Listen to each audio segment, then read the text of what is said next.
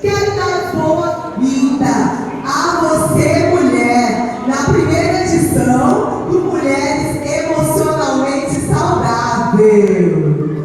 Sejam bem-vindas!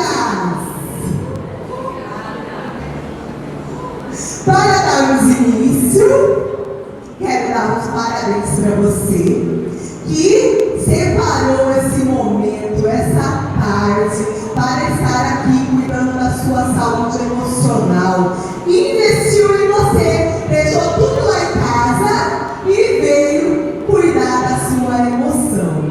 Eu sou Yara Souza, consultora de imagem e estilo. Ajudo mulheres a se vestirem melhor, a cuidarem da sua aparência, cuidar do seu externo. Mas hoje você está aqui para cuidar do seu interno. Combinado?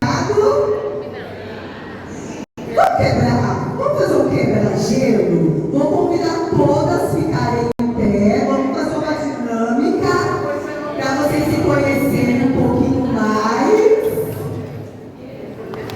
Vou precisar de duplas, uma de frente para a outra.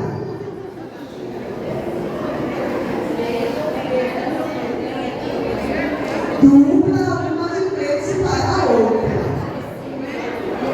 Encontra alguém ali.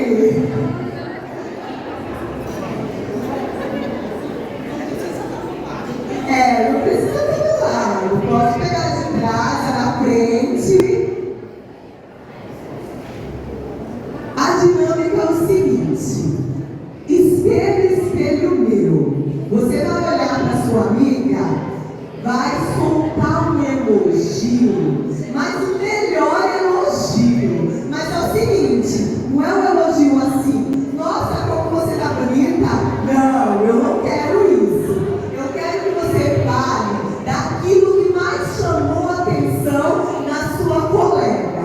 Um exemplo: uau, que maquiagem é essa, amiga? Nossa, eu percebi que você escovou o cabelo. Você vai detalhar o que está por dentro dela. Percebeu que ela está de pinto branco? Pinto dela, da maquiagem, da roupa. Mas detalhe, uma fala, a outra escuta, depois inverte. Solta um elogio bem delicioso aí, mulher.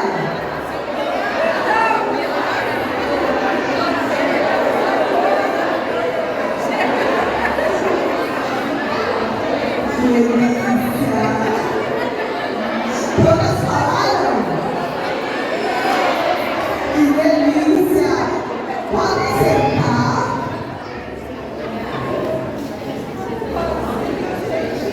Agora eu vou fazer uma pergunta para você.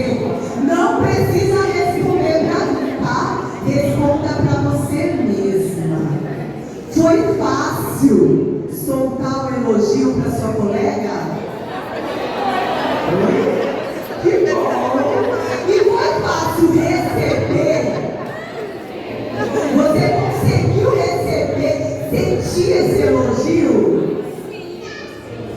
Muitas mulheres falaram que sim, mas vocês sabiam que 90% das mulheres não conseguem elogiar e não conseguem receber elogio.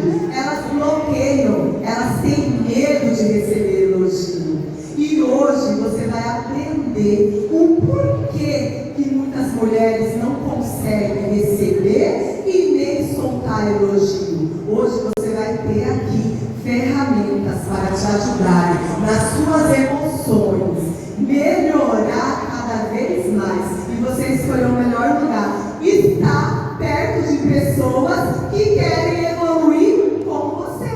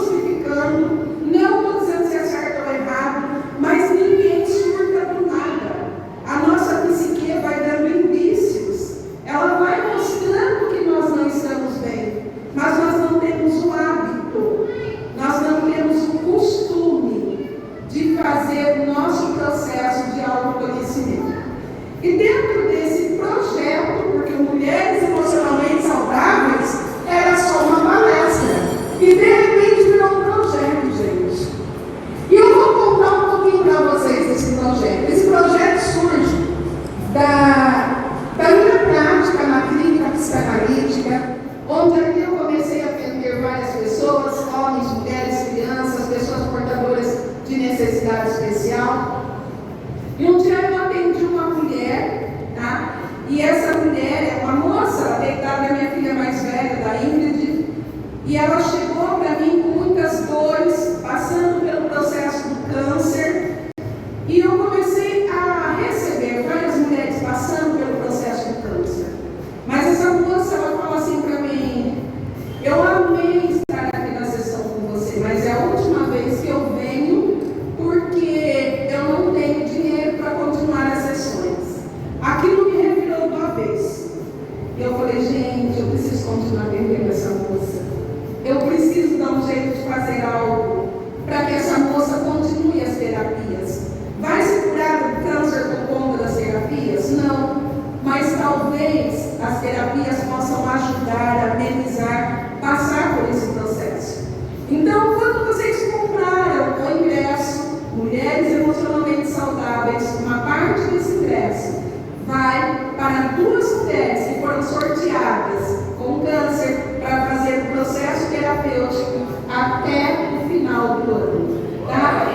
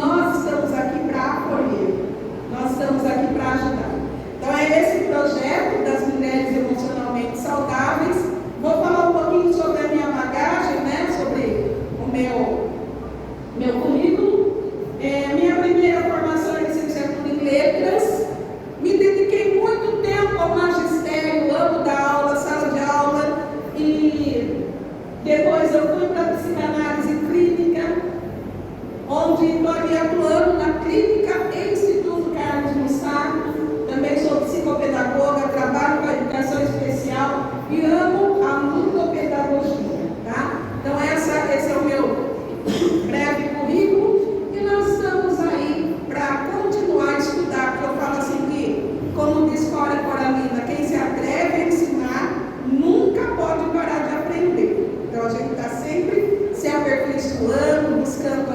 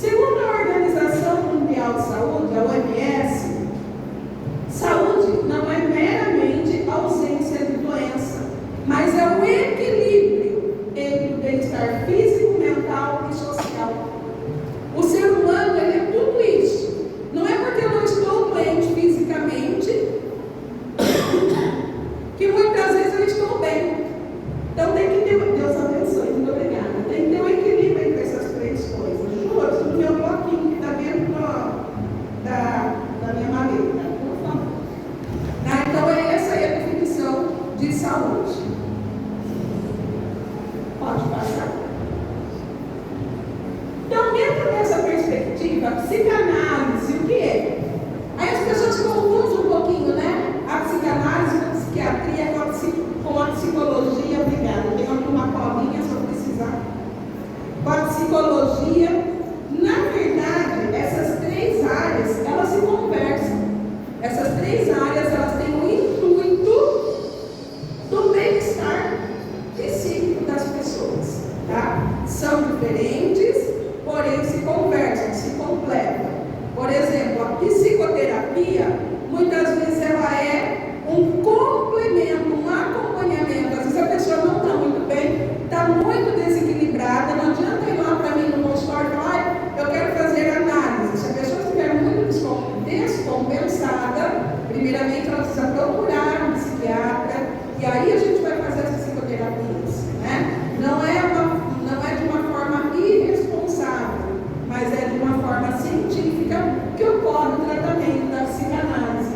E aí, para falar um pouquinho o que é a psicanálise, eu vou chamar meu amigo Freud. Olha a definição de Freud. A psicanálise é, em essência, a cura pelo amor. Quando eu vi essa definição, eu já fiquei muito apaixonada pela psicanálise.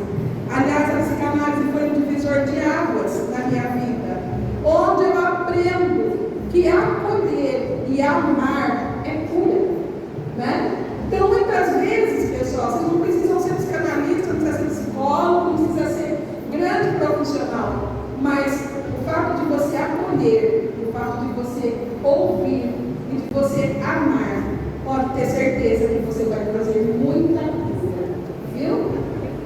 Vamos lá? Então, dentro dessa definição de Freud, o que é a psicanálise mesmo, pessoal? É a cura pelo amor. E a técnica que nós usamos no setting analítico é a técnica da livre associação, ou seja, a cura pela fala.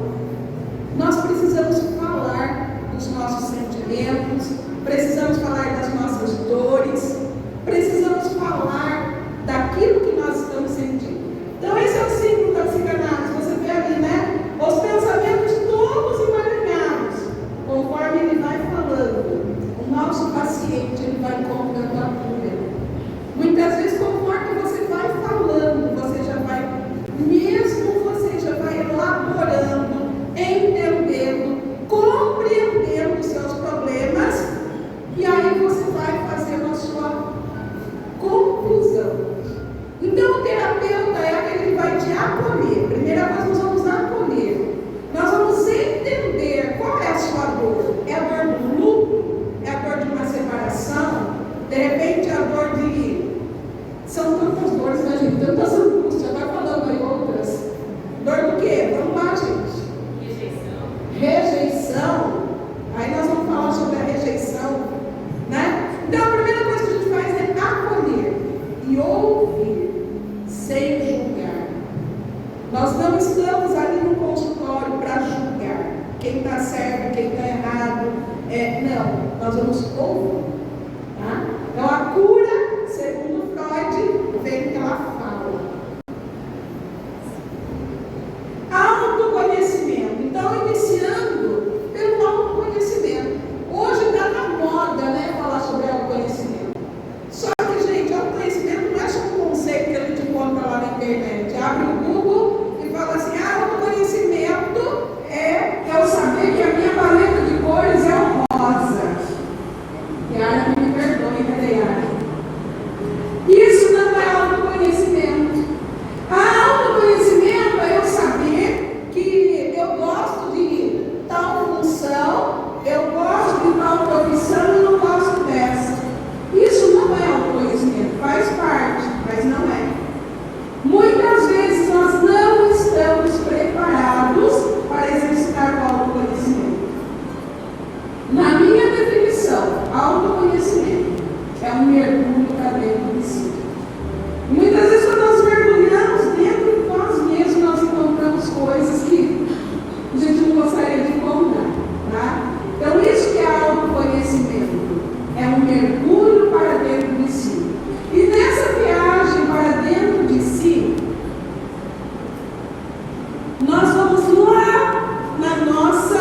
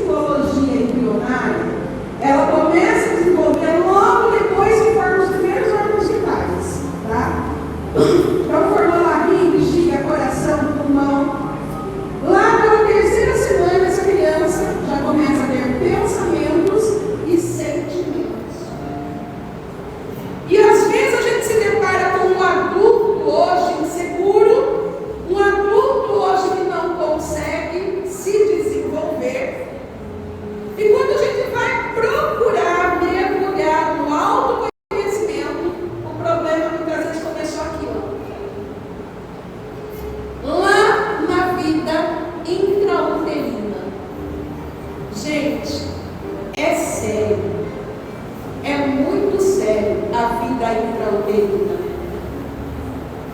Às vezes você está falando assim, mas eu não estou grávida, eu não tenho filho. Ou, gente, todos nós passamos por isso aqui. Todos nós nascemos. Ninguém é filho de chocadeiro. Então nós passamos por esse processo aqui.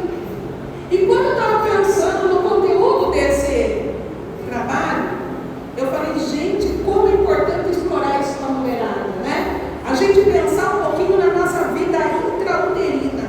Como é que foi a gestação da minha mãe? Será que lá, quando eu estava sendo gerado, foi uma gravidez tranquila?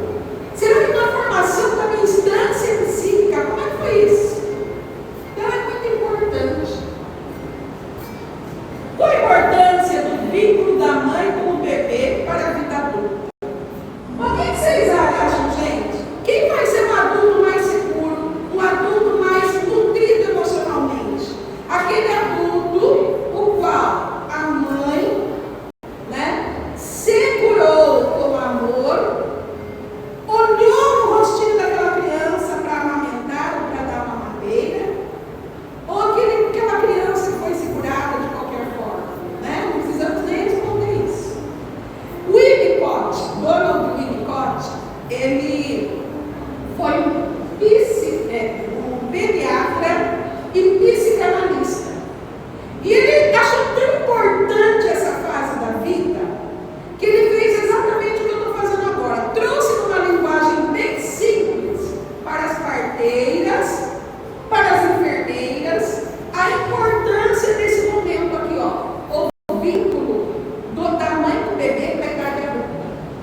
E o Winnicott ele vai trazer o conceito de mãe suficientemente boa. O que é uma mãe suficientemente boa? Será que é aquela mãe que larga tudo e vai cuidar do bebê? Será que é aquela mãe que larga a faculdade, trabalho, até mesmo o marido faz do filho, agora essa é a minha razão de viver?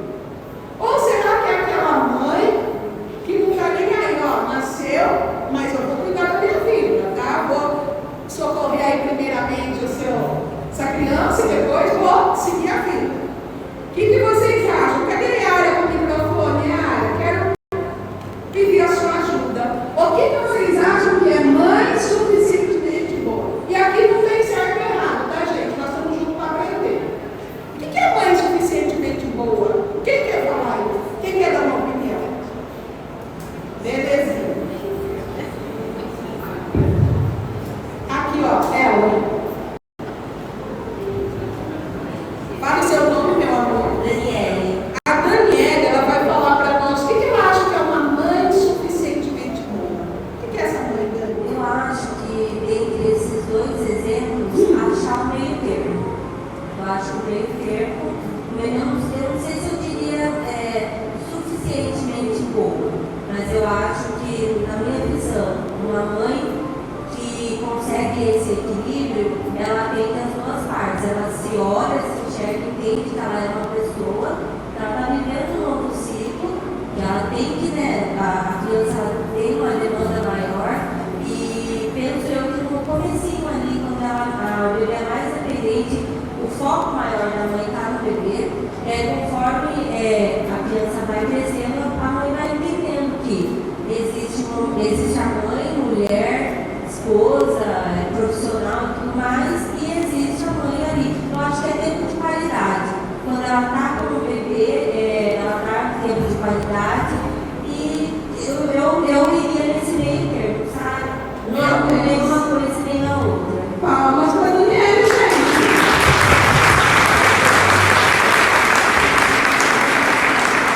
O Winnicott vai dizer exatamente isso, que a mãe suficientemente boa não é aquela, gente, que larga tudo e agora eu vou viver para esse ser maravilhoso que é o filho que eu concebi. Não. Também não é aquela que fala, fica aí, meu filho, que eu vou cuidar da minha vida. Não. A mãe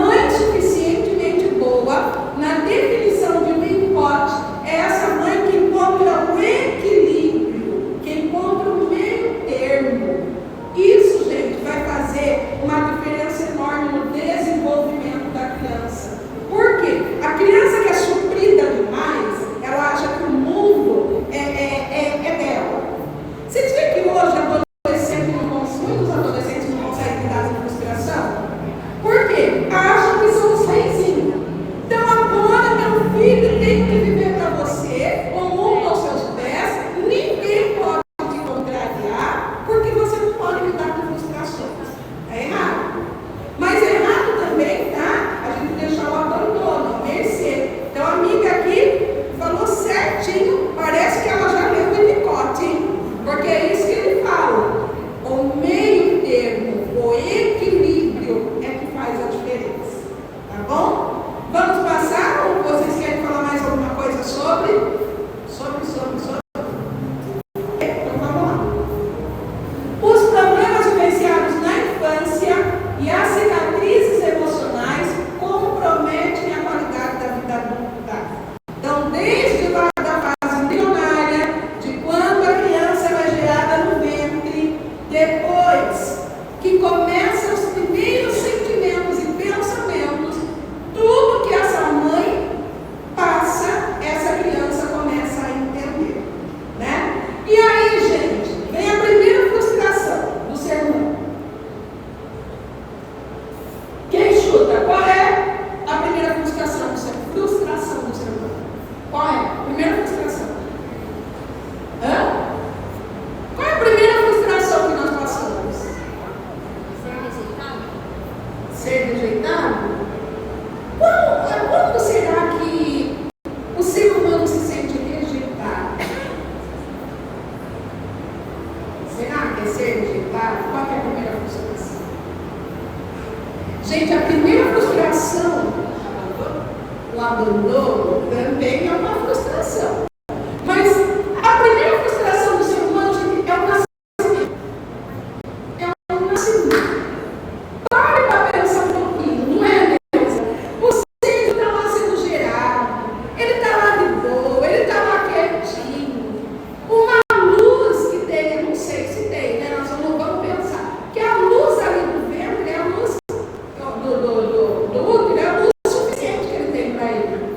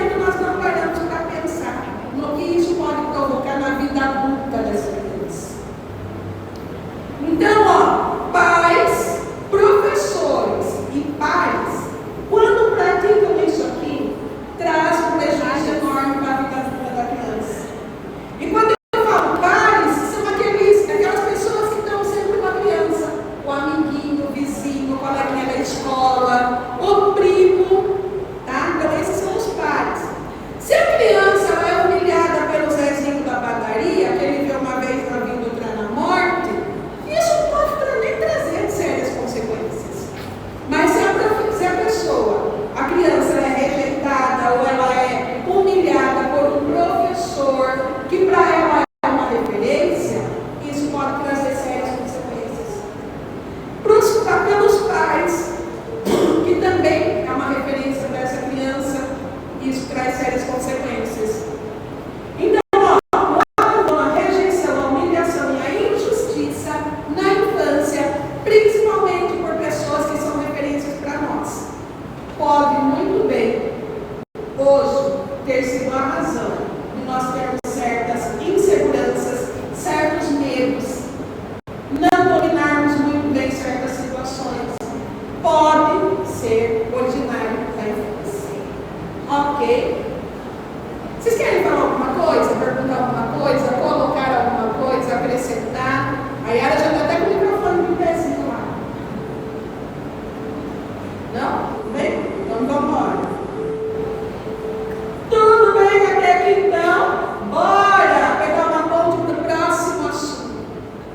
Pessoal, as mulheres somos hoje muito sobrecarregadas. Hoje nós somos muito cobradas. A sociedade cobra muito da gente, né? Nós precisamos entender que muitas vezes nós não precisamos ser boas em tudo. A sociedade diz que você tem que ser boa mãe, boa profissional, você tem que ser boa funcionária, você tem que ser tudo, você tem que ser. Isso muitas vezes traz um desgaste emocional para a gente muito grande. Ju, você pode vir aqui, Ju? Põe um videozinho para nós, Ju? Cadê? Pode ir lá? Vamos pensar um pouquinho sobre isso.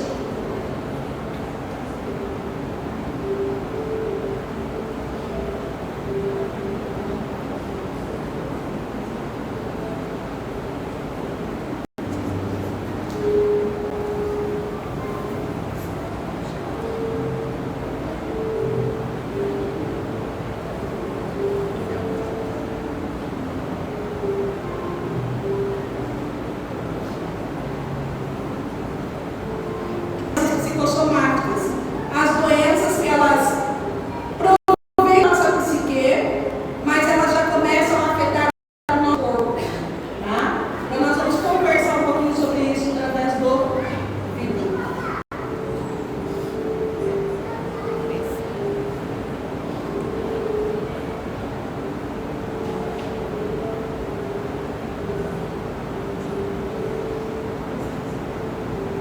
Não, se não der, tá tudo bem, eu falo. Tentei tudo bem. Ah, o mocinho do som. Nossa, ele vai ficar feliz de chamar ele de mocinho, hein?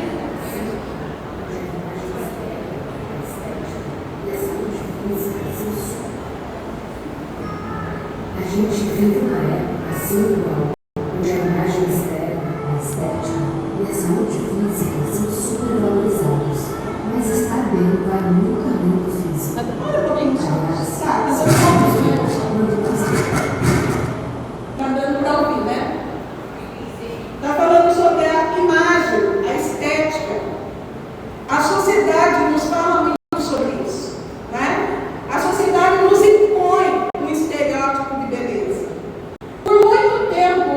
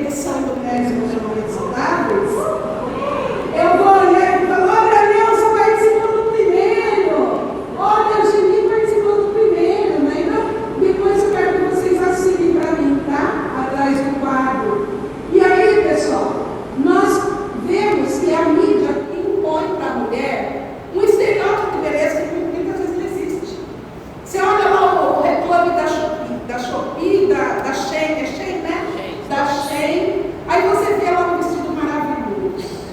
A modelo chiquérrima. A hora que chega na sua casa, ele não vai picar o negócio.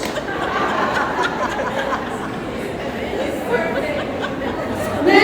O vestido é lindo. Você olha lá, a mulher tá chique.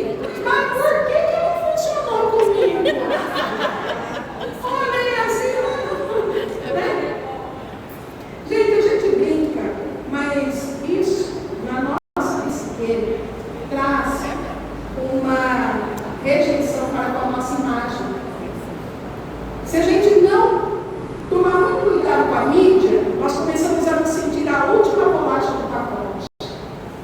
Porque agora também não, graças a Deus, mas eu me lembro de uma época que as lojas achavam que todo mundo era Barbie, todo mundo vestia 38.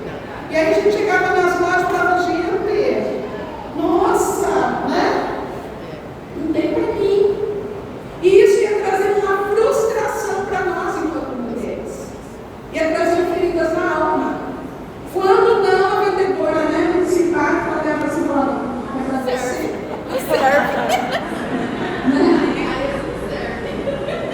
É pra você?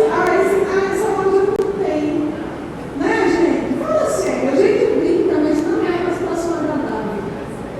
Isso vai trazendo coisas que magoam, entristecem, porque nós acabamos estabelecendo comparações.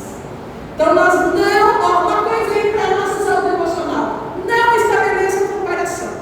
Seja você. Você não precisa ser a moça bonita lá da Sheila. Você não precisa ser a bonitona lá do catálogo. E fique sabendo que você vai se frustrar, porque aquela calça jeans linda lá foi feita para ela, que usa 38. Nós, bem, graças a Deus, né, temos aí, somos brasileiras, e a brasileira ela é cheia, mais fininha, ela tem quadril, é mais avantajada e está tudo bem. Está tudo bem. Desde que isso não prejudique a saúde, gente, ó, vamos ser felizes. Né? Valorizamos, mas estar bem vai muito além do físico. Aliás, só estamos bem quando nossa mente também está saudável. Tem gente que pensa que é frescura, outros que é só tristeza. Mas os transtornos mentais estão aí e precisam ser diagnosticados e tratados. A depressão é um dos transtornos mais conhecidos.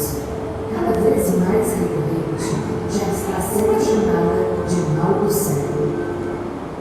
Quem já ouviu isso? Depressão é frescura. Depressão é coisa que não tem o que fazer. Depressão, pra quê? Fazer terapia, só falta de terapia cheia de acabar, terapia cheia de novo. Tem pessoas que falam isso, gente, é sério. A terapia não é coisa pra gente. Depressão é algo muito sério. E às vezes nós precisamos tratar as coisas nas instâncias corretas, né? Depressão nada, é frescura. É falta de Deus. Leva lá na igreja para expulsar os demônios, gente. O que é espiritual trata-se no espiritual. O que não é espiritual tem que se tratar na instância certa. Na instância certa, que se precisar de medicamento, use o medicamento. Se precisar de uma psicoterapeuta, de um psicanalista, de um psicólogo, vai, cuida. Porque a depressão, quando a pessoa chega lá no fundo do poço, aí fica mais difícil. Quantas vezes nós tratamos tudo isso como frescura, como falta de Deus, como outras coisas que não prestamos atenção. Mas a saúde emocional é algo muito sério. Quem sabe esse que entrou no ônibus outro dia, faz acho que uns 2 anos, esfaqueou todo mundo. Se tivesse sido percebido que esse homem tinha uma depressão, talvez, e fosse tratar, essa tragédia não aconteceria. Mas às vezes nós temos preconceito, né? E esse preconceito precisa acabar. O objetivo também dessa palestra é isso, nós entendermos que nós temos uma saúde emocional, uma saúde psíquica a ser cuidada. Precisamos prestar mais atenção. Não somos super-heróis, não somos super-heroínas. Às vezes passamos por mudanças de hormônios, passamos por bagunças, né?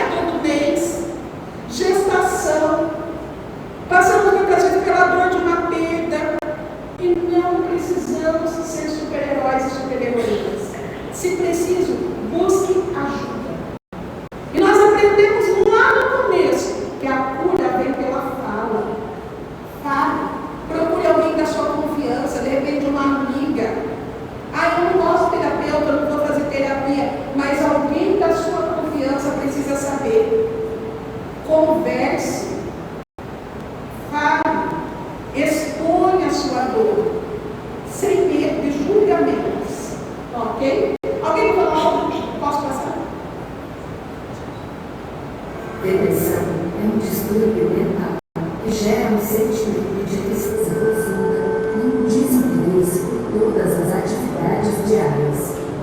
A sensação de desesperança é tão grande que leva a uma variedade de consequências físicas e comportamentais, como alterações no sono, apetite, nível de energia, concentração, comportamento e autoestima.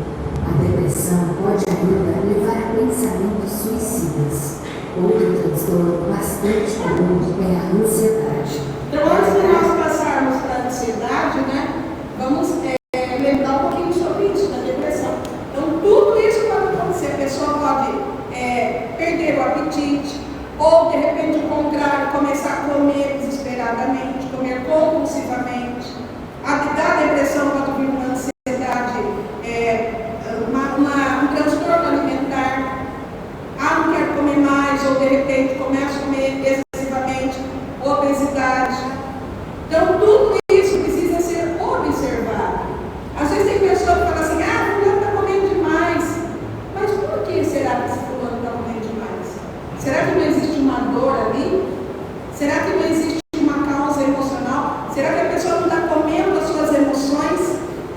Quando eu passei pela dor do luto do meu pai, eu sou filha única, e na época eu quase não gostava de passar muitas coisas para minha mãe, carregava ali tudo sozinha. Ia para UTI, muitas vezes o médico falava, não tem muito mais jeito. Seu pai, o coração está inchado, está assim, não sei o que, a qualquer momento dá uma parada cardiorrespiratória. E aquilo eu não comia, gente. Eu não comia excessivamente. Mas aquelas notícias que eu ia guardando para mim me fez engordar mais de 30 quilos. Olha o que é o emocional. Olha o que é o emocional abalado. E na época eu não procurei um profissional para me ajudar. Então, quando você sentir algo diferente, procure ajuda. Bom, a ansiedade. Hoje se fala muito da ansiedade, Quem nunca passou por um momentozinho de ansiedade aí, que atire a primeira pedra? Hoje tudo nos propicia a ser ansioso. O próprio sistema. Você acorda na hora de dormir. E nesse meio termo você tem que pensar na janta, no almoço, nas crianças que vão à escola. É mil coisas sem fazer. E às vezes a gente chega até a expressar, Nossa, o dia que tinha que ter mais de 24 horas. De tanta coisa que a gente tem para fazer. Estamos sobrecarregados. E esse fato de estarmos sobrecarregados nos traz o quê? Ansiedade. Nunca vimos, em nenhum tempo da história do ser humano, crianças tão ansiosas. Crianças com crises de ansiedade. Adolescentes com taquicardia, achando que vai morrer. Por quê? Pressão, gente. É muita pressão. Muitas vezes a criança mal acabou de fazer 7 anos, já tem que ir para o inglês, para o balé, para a natação, para o judô, para não sei para quê. A mãe já está projetando que ele vai ser campeão em tudo, vai passar no vestibular, vai entrar em primeiro lugar. Minhas filhas que não olham feio para mim, que eu cometi esses erros também. Cometi esses erros aí. Porque bebê não vem com mula, a criança não vem com mula, a gente não sabe. A gente erra por amor, mas a gente erra. Colocando uma pressão, porque essa pressão vem sobre nós e nós pressionamos os nossos. Ansiedade. A ansiedade, ela é caracterizada por uma preocupação intensa, excessiva, persistente, acompanhada de um medo recorrente de situações cotidianas. É como se a pessoa estivesse em estado de alerta sempre, à espera do pior. Entre os sintomas estão taquicardia, sudorese, sensação de cansaço e falta de ar. Já a fobia é um tipo de perturbação da ansiedade, caracterizada por medo ou aversão persistente a um objeto ou uma situação. Existem centenas de tipos de fobias, algumas bem peculiares e raras. A há agorafobia, medo de multidões e espaços públicos. Entre as mais comuns estão a claustrofobia, que é o medo de buracos, e a fobia social, que é o medo de interagir com outras pessoas. E por fim, chegamos à bipolaridade, um transtorno que leva a pessoa a oscilar entre fases de felicidade e fases depressivas, podem durar dias ou meses. Nela, é comum alterações de humor abruptas, de estados extremos, tudo em curto espaço de tempo. Sabe o que todos esses transtornos têm em comum? Para todos eles, há tratamento. Ele geralmente. Então, ó, todos esses transtornos têm tratamento. E é claro que a gente não pode generalizar, tá, gente? Toda vez que eu sentir taquicardia é ansiedade? Não, nem sempre. São um conjunto de sintomas. Outra coisa que eu falava é a bipolaridade. Muitas vezes tem pessoa que fala, fulano é bipolar. Não, a bipolaridade não é só uma variação de humor. A bipolaridade, ela acontece quando a pessoa, ela varia esse humor, mas é por meses, tá? De repente a pessoa passa meses depressiva, daqui a pouco ela está feliz, daqui a pouco ela tem uma instabilidade de humor, mas isso não é, cedo estava feliz, à tarde estava depressiva. Não, isso não é bipolaridade, tá? Às vezes as pessoas confundem um pouco por conta disso. Então, todos esses transtornos que apareceram no século XXI, e segundo estudos vão aparecer muitos outros transtornos, a tendência é essa, mas todos eles têm cura e tratamento, tá? E um dos conselhos para a gente não entrar nessa roda de sintomas de depressão, de ansiedade, é nós não entrarmos nesse jogo da mídia, não entrarmos nesse jogo dessa loucura, né? Eu tenho que ter, eu tenho que conseguir, eu tenho que fazer. Se eu tenho a graduação, eu preciso fazer a pós, daqui a pouco eu preciso fazer não sei o quê, daqui a pouco eu preciso fazer, né? Parece que a gente está sempre correndo atrás de algo. Isso nos traz mais ansiedade. E nós estamos passando isso para as gerações. Por isso que a gente vê crianças aí com ansiedade. A gente vê crianças aí depressivas. Então, para fechar esse ciclo, né, da minha fala, a respeito, né, da vida intrauterina, nós precisamos, gente, prestar muita atenção nisso. A respeito da memória psíquica, certa feita, eu estava atendendo um adolescente, e esse adolescente, ele... Sabe aquele diálogo de adolescente? Aliás, diálogo de adolescente não é diálogo, é monólogo, né? E aí, tudo bem?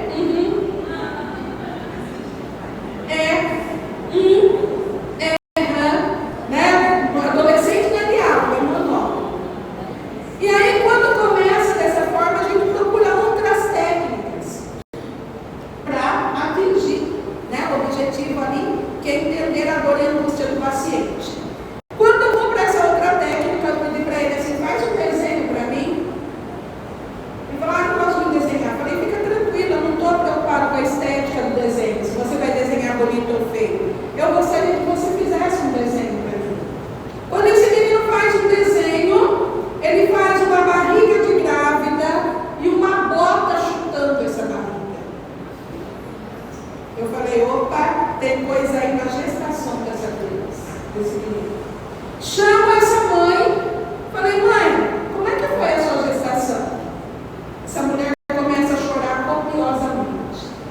Eu falei, ixi, será que eu ofendi a mulher, fiz alguma coisa, né? Ela falou assim, eu nunca tive gestação, ninguém sabe, mas meu filho adotivo. Ninguém sabia. Mas o menino, sem mesmo ninguém saber que se querer sabia. Aí a gente vai investigar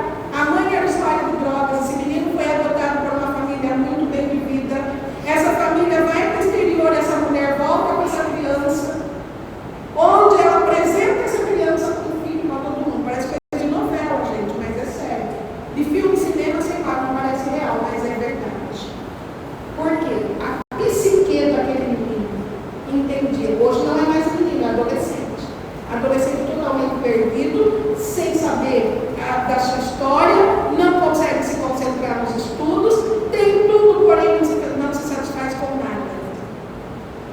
Por quê? Resquícios de lá de uma gestação. E aí eu chamo essa mãe e falo: mãe, conta para essa criança a sua história real.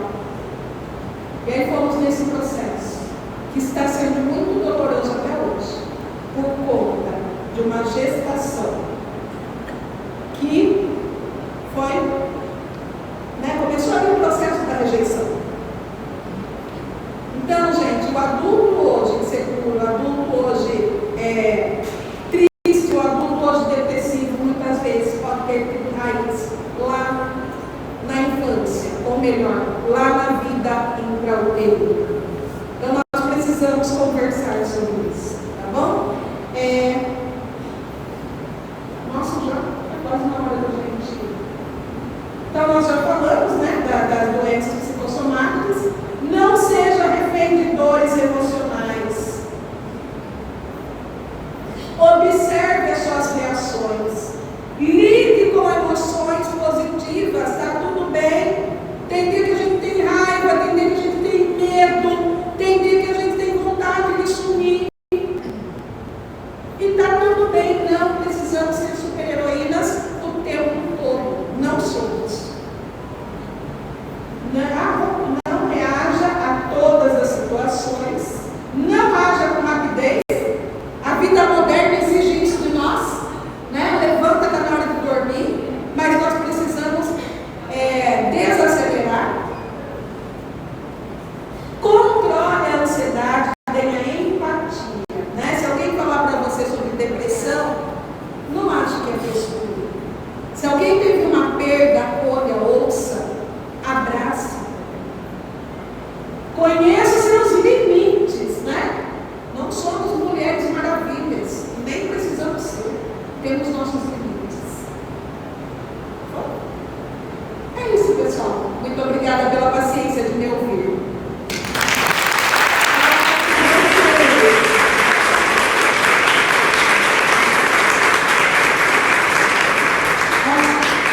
Nós ainda temos um tempinho, 10 minutinhos.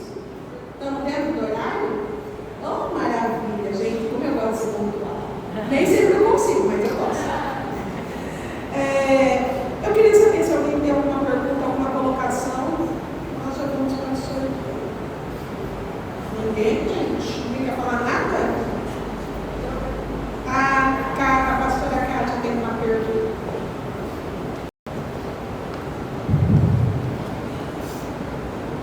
Boa tarde a todas, eu sou a pastora Kátia.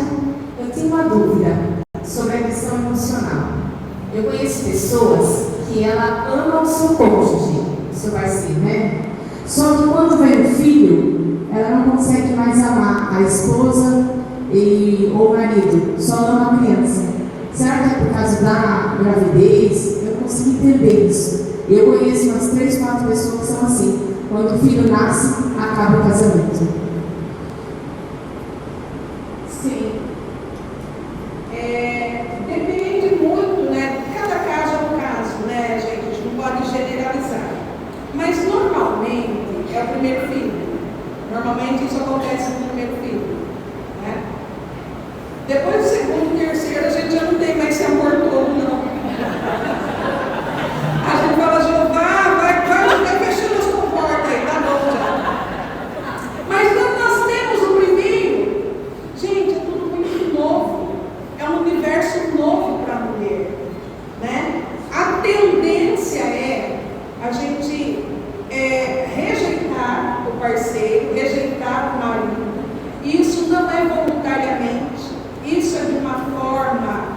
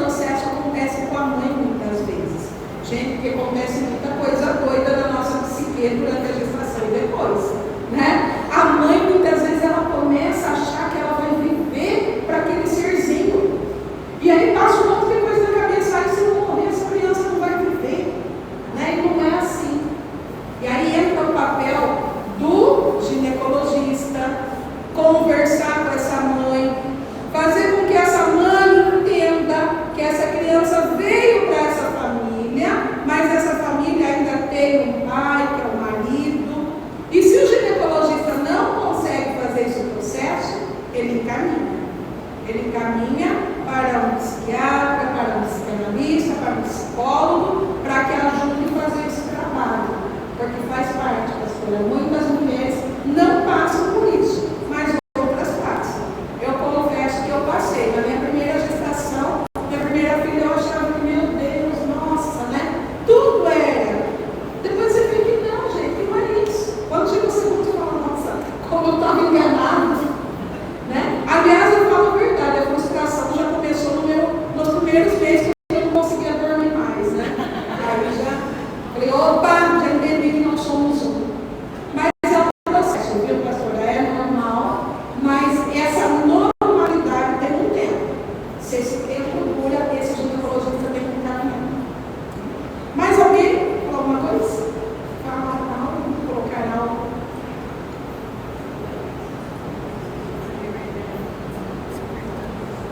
Fale comigo, vocês estão falando com seus pais, não me rejeitem. Aqui, Yara.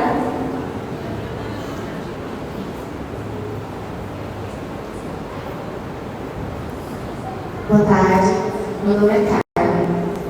Eu queria, a respeito de culto, o meu filho ele perdeu o pai dele no ano passado, faz um ano já.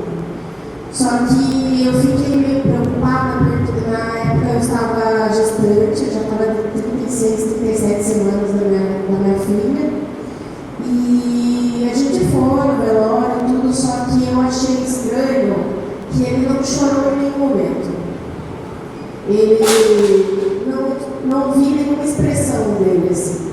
O que eu senti é que como a minha gravidez era de risco, ele sabia. Eu acho que como meu irmão mais velho, ele pegou assim, não, tem que ser forte para minha mãe, não posso demonstrar. Mas assim, eu não vejo ele demonstrar tristeza ou falar do pai. E naquele dia ele me derramou uma lágrima, não falou nada. Ele ficou bem inerte assim na situação. Ele sabia o que estava acontecendo, mas assim, eu vendo de fora não vi ele esboçar alguma reação assim de perda. E como ele não é de falar muito, eu fico preocupada com o que pode acontecer, né? Às vezes esse outro vem de uma outra forma. Eu queria saber a sua opinião sobre essa questão. Eu achei bem interessante quando ela falou, esse mundo vem de uma outra forma. Essa dor da perda pode vir de uma outra forma. Gente, a nossa psique, ela tem a tendência a recalcar sofrimentos. Não estou falando que vai acontecer com seu filho, mas a tendência do ser humano é recalcar sofrimento. Tá? Então, quando passa por uma dor de uma perda, passa por uma frustração, a tendência do nosso inconsciente é recalcar. Para quê? Para não sofrer. E aí, o que acontece muitas das vezes? Quando eu recalco, de uma forma ou de outra, esse inconsciente ele vai jogar para fora. Pode ser em forma de uma doença psicossomática, pode ser em forma de uma agressividade, tá? De várias maneiras. Qual a idade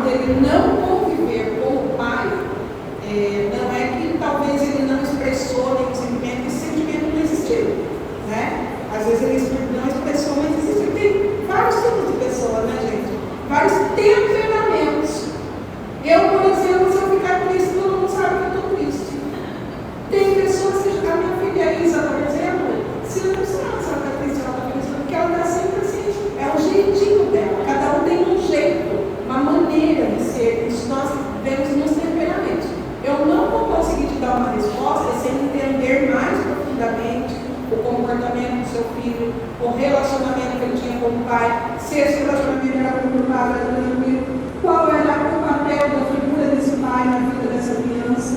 Tá? Então são várias coisas que a gente tem que entender e investigar. Tá bom? Ok.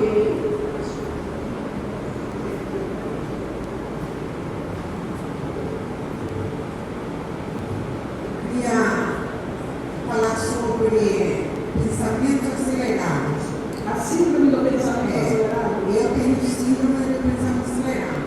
Por exemplo, hoje eu vou trabalhar segunda-feira. Hoje eu já estou agendando na minha mente o que eu vou fazer segunda-feira. E o que a senhora acha que assim eu precisava procurar um psicólogo, algum tratamento, como é? 99,9% da população com essa vida louca e agitada que a gente vive tem a síndrome do pensamento acelerado, né? Mas assim, você não consegue controlar, não consegue relaxar com técnica nenhuma. Quando vê, já está acelerando, é isso? E você consegue dormir, descansar, ou isso já está prejudicando a sua vida?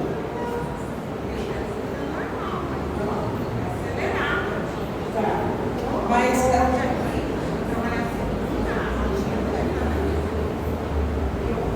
Yara, eu não estou ouvindo, por gentileza. Eu estou aqui. Sim. Aí a minha agenda que eu vou fazer na segunda-feira já está na minha cabeça, já está. Eu vou fazer segunda-feira no trabalho. Alguém diagnosticou a senhora com síndrome do pensamento acelerado? Alex. Doutor Google. Pessoal, nós temos que tomar muito cuidado com o Dr. Google, hein? Outro dia uma pessoa falou assim para mim, meu filho é narcisista. Eu falei, por quê? Eu vi a doutora lá falando e ele tem todas as características, gente. Você tem que tomar cuidado, tá? São informações que a gente precisa entender tecnicamente. Por exemplo, a síndrome do pensamento acelerado, eu acredito, querida, que o que você expressou são mais preocupações do que necessariamente a síndrome do pensamento acelerado. Porque a síndrome do pensamento acelerado começa a prejudicar a pessoa, de forma tal que a pessoa não consegue dormir, a pessoa não consegue se concentrar em nada, a pessoa não consegue se relacionar muitas vezes, porque são pensamentos extremamente conturbadores. O que você expressou são preocupações, não é síndrome do pensamento acelerado, tá? Para a gente afirmar que é uma síndrome do pensamento acelerado, primeiro começa a haver os sintomas. Que sintomas? Não consegue dormir, é excesso, todo o excesso. Mas pelo que você expressou, é alguma preocupação, né? Quem de nós aqui não estamos aqui preocupados? Opa, tem que chegar em casa, tem que fazer isso, tem que fazer aquilo. Então são preocupações, não é síndrome do pensamento acelerado. Ok? Respondido? Então tá bom. E pessoal, mais alguém gostaria de expressar aqui? Oi? Aqui na frente. Todo horário, filho? Todo.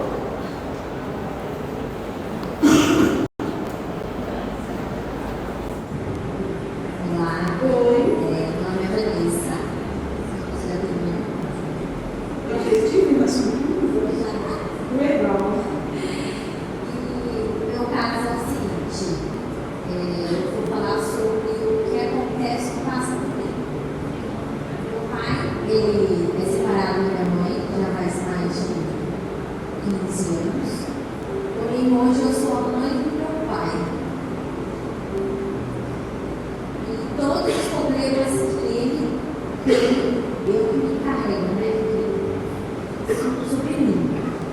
E quando eu falo de família, eu, meu esposo, meus 2 filhos, eu sempre estava colocando não meu pai no meio, mas como se ele estivesse ali comigo.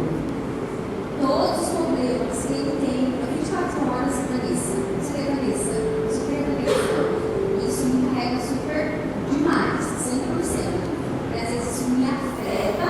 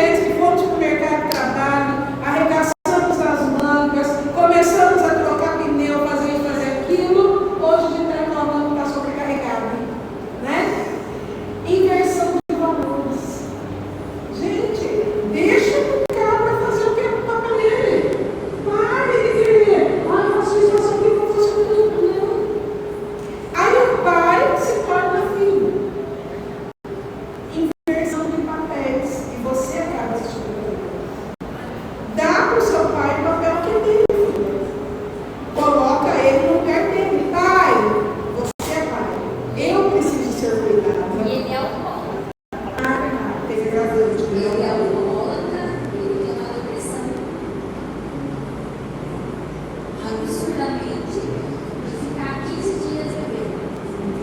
15 dias. E eu comprando tudo, porque eu que pago as contas dele, eu que faço a compra, eu que vou atrás de aluguel, eu vou atrás de roupa, eu vou atrás de médico. Meus irmãos, não conseguiram feito nada. Mas a gente sempre paga tudo eu. Eu tive que chegar a ponto de bloquear cartões de crédito para ele não ter que sair da vida. Aí ele ligava para mim, por que você fez isso? Eu falei, por quê? Poxa, né? Passou pelo limite. Mas ele só vem atrás dele. Você é minha mãe. Ele fala Ele que você fala. E às vezes ele fala assim, ela trabalha com sua vida. Não, ele vai me saco, deixa eu ver. Porque eu acabo subindo tudo isso que passa com ele. Porque eu não consigo desapegar. Eu não consigo imaginar que. Nossa, vai ter meu pai lá, gente, será que eu vou do médico? Será que meu pai tá bem? Será que ele vai fazer do médico? Será que ele precisa disso? Ele arrumou, o pessoal vem atrás dele para trabalhar. Aí ele vem perguntar para mim, o que eu acho? O que você acha disso? Por exemplo. Ó, a Vanessa está colocando algo aqui, pessoal, que ela tem um pai, me desculpa o termo, tá? Que suga ela. Esse pai, ele diz que ela é a mãe. Né? Peraí. Esse pai precisa de ajuda, ele é alcoólatra. Então ele precisa ser tratado. Mas você não pode assumir um papel que não é seu, que é o papel de mãe. Primeiramente, nós precisamos o quê? Nos amar. Essa história de eu amo meu pai, eu amo meu marido, eu amo não sei quem, eu amo não sei quem, eu amo todo mundo, eu cuido de todo mundo. Epa! E quem cuida de mim? Nós precisamos nos amar. Né? Desde lá nos textos bíblicos a gente aprende isso. Ame ao teu próximo como a ti mesmo. Mas eu posso amar o próximo se eu me amar. Eu só posso amar meu pai se eu me amar. Eu só posso cuidar do meu pai se eu cuidar de mim. Agora, depois que tiver com a psique arrebentada, como é que vai cuidar do pai? Né? Então, gente, ó, primeira coisa, dar àquela pessoa o papel que é dela. Não, eu não sou sua mãe, você é meu pai. É alcoólatra, precisa de ajuda, precisa de um tratamento, de um AA, tem tantas terapias de alcoólatras anônimos e por aí afora.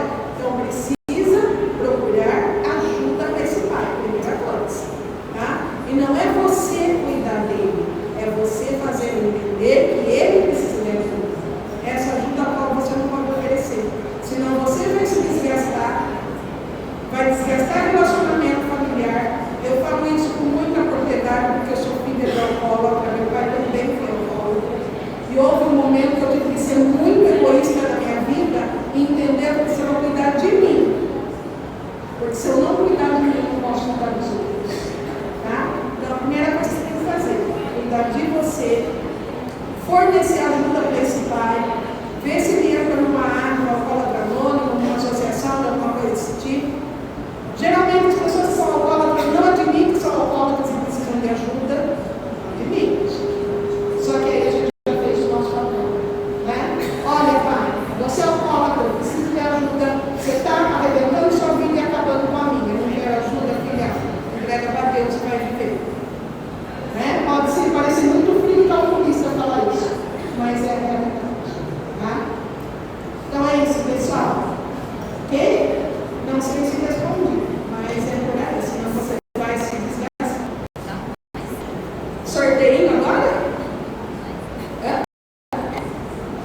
Vocês vêm fazer, meninas? Acá? Pessoal, obrigada mais uma vez. Ó, não vamos embora sem assinar atrás do meu quadro, que eu quero a assinatura de todos vocês para eu lembrar cada um que esteve aqui. Muito obrigada mais uma vez a todos vocês que vieram me prestigiar, me ouvir, aprender um pouquinho, aprendermos juntos, caminharmos juntos, tá? Cada um de vocês, muito obrigada. Oi, tem mais pessoas que querem perguntar? Boa tarde, meu nome é Lucinéia e a minha pergunta é sobre. Eu tenho um filho de 23 anos que mora em Santos e tem uns 20 dias ou mais ele me perguntou se eu estava bem. E esse meu filho, ele me deu muito trabalho com negócio de drogas, bebida, ele me dá um pouco de trabalho com